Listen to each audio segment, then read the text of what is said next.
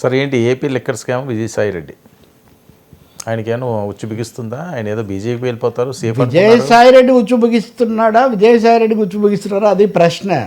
ఎందుకంటే అంతకుముందు ఆయన దాని ముందు హాజరైనప్పుడు ఐ థింక్ ఈడీ ముందు వాళ్ళ దగ్గర ఆయన అడిగారు విలేకరులు లిక్కర్ స్కామ్ గురించి ఏం చెప్తారు, దాంతో మీకు సంబంధం ఉంది అంటున్నారని.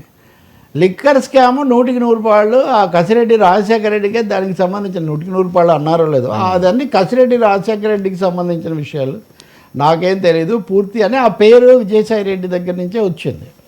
ఆ తర్వాత లిక్కర్ పెద్దిరెడ్డి రామచంద్రారెడ్డి లేదా మిథున్ రెడ్డి వాళ్ళ పేర్లను కూడా దాంతో సంబంధం ఉంది, మా దర్యాప్తులో తేలిందని వాళ్ళు అన్నారు. అలాగే వాసుదేవరెడ్డి అని అంతకుముందు ఆ చైర్మన్గా, ఆ కార్పొరేషన్ చైర్మన్గా ఉన్న ఆయన మీద కూడా చర్యలు ప్రారంభించారు, కొన్ని తీసుకున్నట్టుగా ఉన్నారు. ఇదంతా నడిచింది. కానీ ఇప్పుడు ఈ కొద్ది రోజుల్లో, ఈ 2-3 రోజుల్లో హైదరాబాద్లో ఈ కసిరెడ్డి ఇంటి మీద, అలాగే ఆయన అత్తగారు, ఆయన భార్య, వాళ్ళకి సంబంధించిన అంశాల మీద ఆయన 3 రంగాల్లో పెట్టుబడులు పెట్టాడు. ఒకటి సినిమా రంగం, 2 ఆసుపత్రుల మెడికల్ రంగం, 3వది రియల్ ఎస్టేట్ రంగం. ఈ 3 రంగాల మీద పెట్టిన పెట్టుబడుల వెనుక ఈ లిక్కర్ స్కామ్ తాలూకు సొమ్ములే వాడారు, ఇలాంటి ఆరోపణలతో అవన్నీ కూడా చేస్తున్నారు. కాకపోతే ఒక చిన్న ట్విస్ట్ ఏమంటే విజయసాయి రెడ్డికి కూడా నోటీస్ ఇచ్చారు. అయితే ఈ నోటీసు సమాచారం అంటే మీరు ఆ రోజు చెప్పారు కదా, మీరు ఏ ఆధారాలతో చెప్పారు మాకు వెల్లడించండి అడగడానికి ఆయన పిలిచారు అని చెప్తున్నారు. వెళ్ళిన తర్వాత ఆయన ఏమేమి చెప్తారు, ఏ వివరాలు పంచుకుంటారో తెలీదు. మీరు అన్నట్టుగా ఒక విధంగా అప్రూవర్ అనే పదం ఇక్కడ వర్తించదు, కానీ ఒక విధంగా సహకరించే పాత్ర ఆయన నిర్వహిస్తే కనుక అప్పుడు పోలీసులు, సిఐడి లేదా ఈడీ వాళ్ళు ఎలా వ్యవహరిస్తారనేది ఉండొచ్చు. ఇంకోటేమో ఈ లిక్కర్ స్కామ్లు అనేవి ఢిల్లీతో మొదలుపెట్టి, ఢిల్లీ తర్వాత తమిళనాడులో మేము చేస్తామన్నారు, తెలంగాణలో చేశారు. ఇప్పుడు ఏపీ లిక్కర్ స్కామ్ అప్పుడు జరిగిన దాంట్లో 3,000 కోట్లు చేతులు పారాయని ఆ మధ్య ఎక్కడో మాట్లాడుతూ మాజీ మంత్రి డొక్కా మాణిక్య వరప్రసాద్ ప్రతి పైసా ఇది జగన్కే చేరుతుంది, ఇలాంటి విషయాల్లో ఆయన చాలా జాగ్రత్తగా ఉంటాడన్నట్టుగా ఆయన మాట్లాడారు. కాబట్టి ఈ కేసులో జగన్మోహన్ రెడ్డిని, తర్వాత పెద్దిరెడ్డి రామచంద్రారెడ్డిని, తర్వాత ఇప్పుడు ఈడీ ఈ సోదాలు జరుపుతున్న వీళ్ళందరినీ కూడా విచారిస్తారు.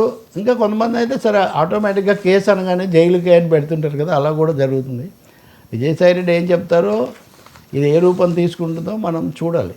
విజయసాయి రెడ్డి విషయంలో తెలుగుదేశం పార్టీ మేము పెద్ద మెతగ్గా లేము అనే ఒక సందేశం అయితే వాళ్ళు ఇస్తున్నారు. ఎందుకంటే ఈ మంచిగా హోంమంత్రి అనిత మీడియాతో మాట్లాడినప్పుడు కూడా తిరుపతి పరిణామాలు ఇట్లాంటివి వచ్చినప్పుడు ఆయన పేరు ఎవరో ప్రస్తావిస్తే మేము ఎవరినైనా ఉపేక్షించేది లేదు అని కూడా ఆమె అన్నారు.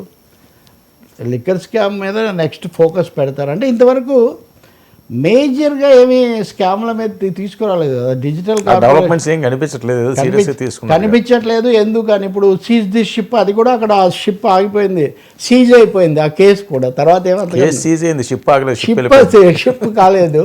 కాబట్టి ఎందుకు కావడం లేదు, కేంద్రం సహకరించడం లేదా, ఇలాంటి ప్రశ్నలు ఒకవైపున ఉత్పన్నమవుతున్నాయి. రెండవది ఇప్పటికే ఆశీస్సులు ఉన్నందుకే వాళ్ళు ఒక అత్యుత్సాహం చూపించడం లేదు అని. అందువల్ల సిబిఐ కేసులైనా ఇంకోటైనా అంతే. ఇప్పుడు ఐ థింక్ 99లోనే అనుకుంటా ఏబి వెంకటేశ్వరరావు ఏదో దీంట్లో ఇంటర్వ్యూలో ఆయన చెప్తున్నారు ఏమని, నేను వెళ్ళి ఆ బెయిల్ మీద ఉన్న ఆ శ్రీనివాస్ విశాఖ విమానాశ్రయ దాడి లేదా మీడియా భాషలో కోడికత్తి ఆయన కలుసుకోవడం తప్పంటున్నారు. మరి అలా అయితే జగన్మోహన్ రెడ్డి గారి మీద ఎన్ని కేసుల్లో ఆయన ఉన్నారు, ఆరోపణలు ఉన్నాయి, బెయిల్ మీద ఉన్నారు, కాబట్టి కలుసుకోకూడదంటే ఎట్లా? నిజంగానే మన ముఖ్యమంత్రులు, మాజీ ముఖ్యమంత్రులు, కేంద్ర మంత్రులు చాలామంది బెయిల్ల మీదో కేసుల మీద ఉన్నారు. చట్టం ఒకటే, చట్టం ఏం చేస్తుంది, కోర్టు ఏం చెప్తుంది చూడాలి.